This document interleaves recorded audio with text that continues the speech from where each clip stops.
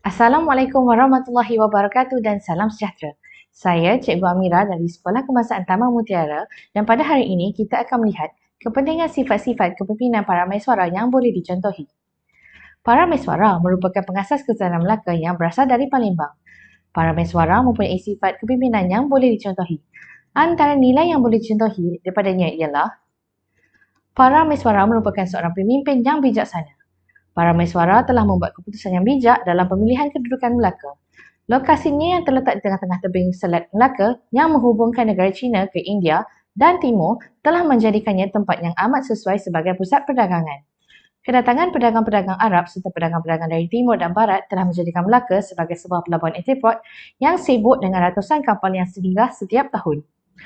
Faktor yang menyumbang kepada Melaka menjadi sebuah negeri yang maju adalah kerana pelabuhannya terlindung daripada ancaman monsun barat daya dan monsun timur laut.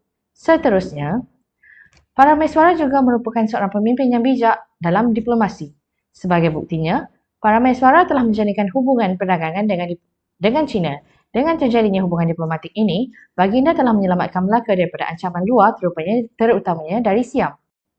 Untuk mempereratkan lagi hubungan diplomatik, kedua-dua negara itu saling menghantar utusan dan perwakilan rasmi negara. Sesungguhnya dengan terjalin hubungan diplomatik yang kukuh di antara China dan Melaka, ianya tidak sahaja mempertahankan Melaka dari serangan negara luar, bahkan ia memperkukuhkan kedudukan ekonomi negeri Melaka melalui perhubungan perdagangan sehingga Melaka muncul sebagai sebuah pelabuhan yang penting pada masa yang singkat sahaja.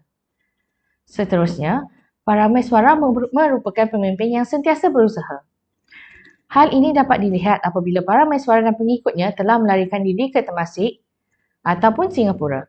Para mesuara telah mengisytiharkan dirinya sebagai pemerintah Singapura dan pulau-pulau di sekitarnya. Kejadian ini telah menimbulkan kemarahan kepada Siam. Para mesuara telah melarikan diri ke Muar sebelum Siam sempat untuk menyerangnya. Di Muar, para mesuara gagal untuk menubuhkan sebuah kerajaan. Baginda telah membawa pengikutnya ke satu tempat yang bernama Sening Ujung. Para mesuara berpendapat bahawa tempat itu sangat bertuah dan sesuai dijadikan negeri.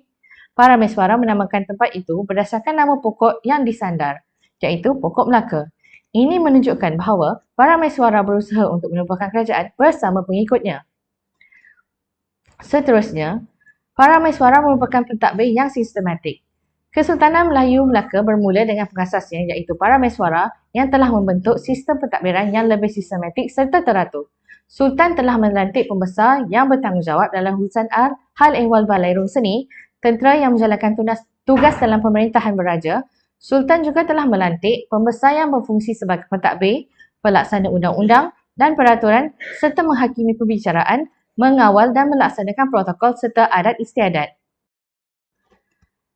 Beliau juga seorang yang berilmu pengetahuan.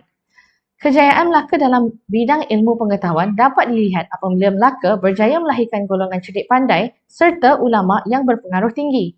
Dengan terkenalnya Melaka sebagai sebuah pusat ilmu pengetahuan, maka ianya telah menarik minat lebih ramai cendekiawan Islam untuk datang ke Melaka. Islam di Melaka telah berkembang melalui Syekh Abdul Aziz yang berasal dari Mekah. Setelah para mesuara memeluk Islam, lebih ramai pedagang Islam yang datang dan mengembangkan Islam sambil berdagang. Istana pula dijadikan tempat sebagai pusat intelektual di mana berkumpulnya golongan cerdik pandai, jurutulis, pengarang dan ulama. Antara penulisan yang dihasilkan adalah Hukum Kanun Melaka dan Undang-Undang Laut Melaka. Selain itu, buku yang diterjemahkan adalah Hikayat Amir Hamzah, Hikayat Bulan Belah dan Hikayat Nabi Bercukur. Kesimpulannya, kepimpinan para mesuara sebagai pemimpin boleh dicontohi. Hal ini kerana para mesuara mempunyai kewibawaan sebagai seorang pemimpin yang berperanan unggul dalam sistem pemerintahan. Sekian, terima kasih.